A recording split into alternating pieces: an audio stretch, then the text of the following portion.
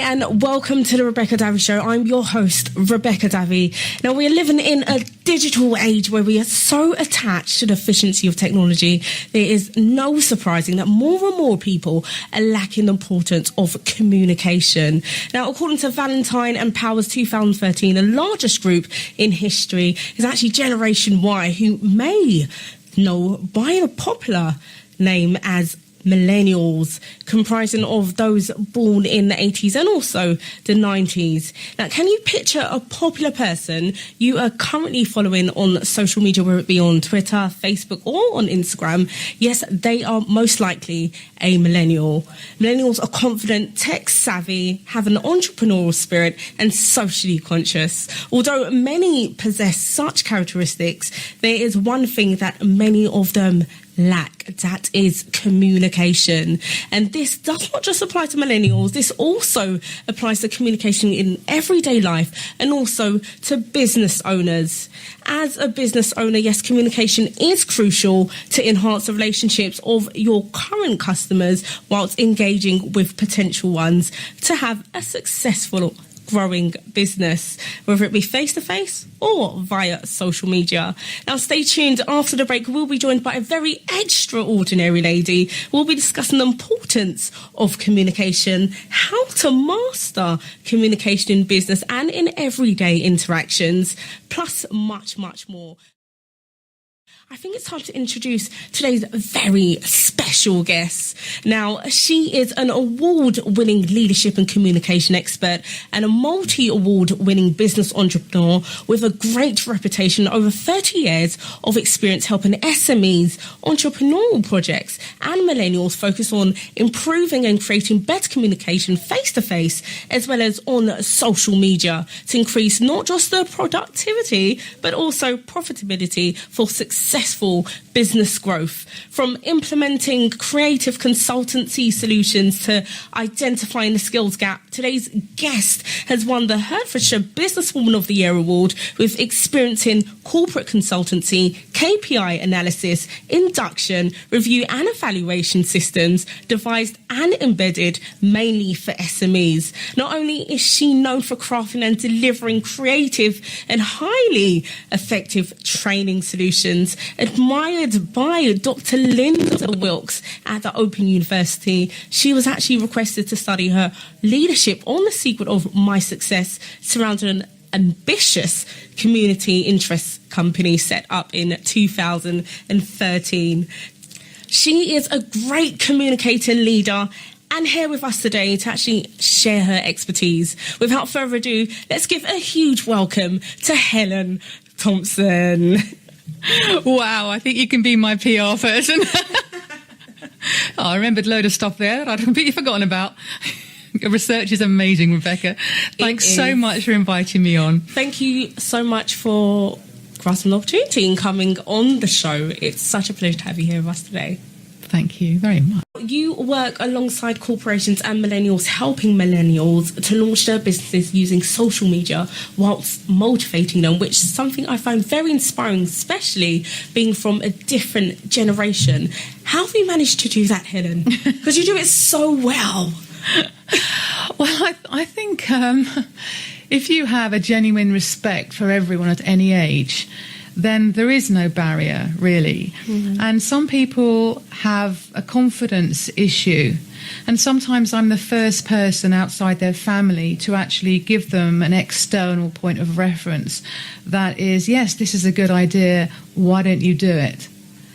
I think sometimes parents, potentially parents, yes, put barriers in place not to actually hinder their children, but to protect them from the discomfort, embarrassment of failure. Mm. So I think it's very easy to get in a mindset of, well, if you thought about this and if you thought about that, whereas I would much rather say, well, that sounds like a great idea, why don't you do it? Or I don't know where to start. So sometimes it's just a matter of having a conversation where you might start thinking, what are you actually wanting to achieve here? And why do you want to achieve that? Is that something you think you should do? Because people often take on objectives that are implausible. and unrealistic, just because they think that's cool, or they think it would be good if people thought they were doing that. But it's where their heart is, isn't it? It's where they want to go. What's enough for them? So sometimes the motivation comes from themselves, but I'm just asking the questions that allow them to be more realistic and more honest about what they want. Because if you want something and there's no barriers, then what's going to stop you getting there? True, nothing. So you just got to allow the person to be themselves and listen to themselves, strip away all the extraneous noise that society places on us. And then the path will become clear. And as I said before, if something is blocking you, then maybe the path isn't the right path. But once you know what you want to do and why you want to do it, then I believe the universe will help you get there. But you have to be clear about what you want and why. I agree. Highly agree.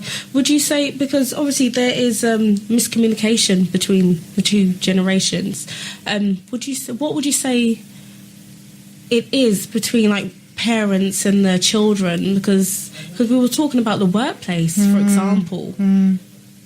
Yeah, it's a really complex issue, isn't it? I think parents and children are different to managers and people in businesses, but there are obviously parallels, because sometimes the older people are the managers in a company, not always, sometimes in some traditional companies, and the younger staff come in. Now, if the younger staff reminds the older manager of their uncommunicative teenage child who would sit at meal times on a phone and would rather message than speak and would be gaming all the time, for example, when they employ someone that reminds them of their child who may be appearing self-obsessed and entitled, it may be very hard for them to distance themselves from that parental disapproving role. But what's actually happening is that in the home environment, the parent is feeling rejected by the child because the parent wants to spend time with their child. The child feeling irritated by their parent, not allowing them to do the fun things they want to do when they get home from school. So the reasons are very clear. It's not about the parent trying to make the child's life hell. It's just they want to spend time with them. They enjoy their company. But if you're transferring that in the work environment, you are going to have a situation where there's a negativity coming in. And I think it's like a bit of a culture crisis happening here. By the year 2020, apparently half the workforce will be millennials. Goodness. Which means obviously half are going to be older than millennials. The potential for this misunderstanding is going to be quite high.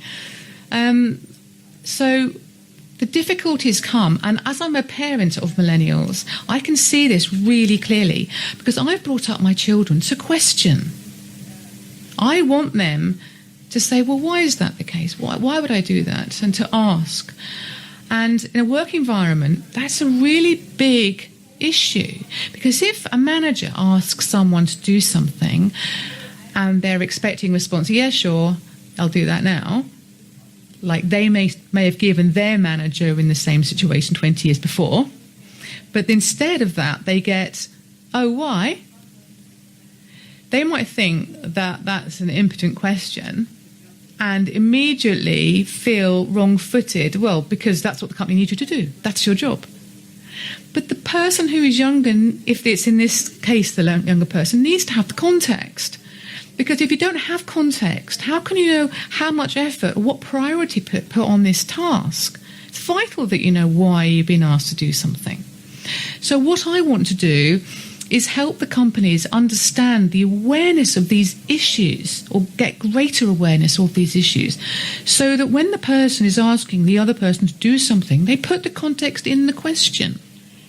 The other person shouldn't have to say why. That should be in the request. But they haven't had to do that before. So they're not used to it. They're just feeling a bit offended by their members of staff not really towing the line. So I think the communication issues are really going to make a lot of impact a lot over the next couple of years. And the difficulty is compounded by the younger people generally relying on messaging and indirect communication where they can think before they respond, get their friend to edit their response for them. They don't have to respond real time. That's true.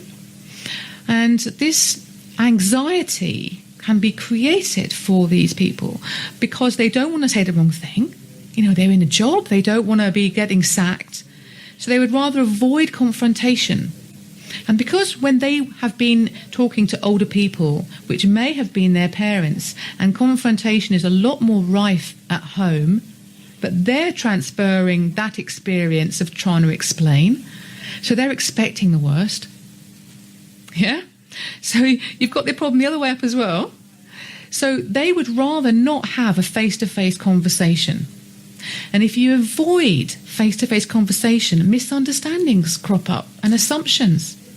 And so a very popular course that I do is how to deal with difficult issues and how to deal with difficult customers. Because both of those highlight the areas where miscommunication can happen and then how to sort them. So I would rather help people know what to do so that they can be confident communicating in any situation with strangers or work colleagues. And that's what I love doing, is helping them see that the things they can do, they needn't be scared of it. It's just they can do it. It's just they haven't had to. Excellent. So what are some of the key strategies you would say you use? Well, it's quite interesting because back in the day, there used to be books on and talks on things like how to talk so people listen. But I just think that's so wrong. It should be how to listen so people talk. People think communication is about talking, but it's not. It's about getting someone else to talk, getting someone else to open up.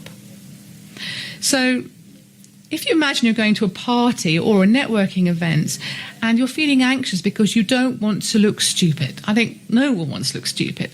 So you think, what can I say? What will be impressive? The most impressive thing you can do is listen to someone else talk. So we need to stop worrying about ourselves and go in and focus on the other person. Because if the other person is relaxed with us because we're listening, the conversation will flow. Definitely. So that's one thing, is let's leave our ego at the door. Forget about yourself. The more you can help the other person feel relaxed, the better it's going to be. That would be, I say, my number one thing. And that affects telephone sales, face-to-face meetings, any interaction in life, actually. We go in trying to impress, but it so often backfires. It's just so much easier than it needs, than we make it a lot of the time. So true. Some great pointers there. Amazing. We're going to go straight into a break. Stay tuned. After the break, we'll be finding out how you can improve your communication in this day and age. And what's next for Helen Thomson, plus more. Up next, this is John Legend with Love Me Now.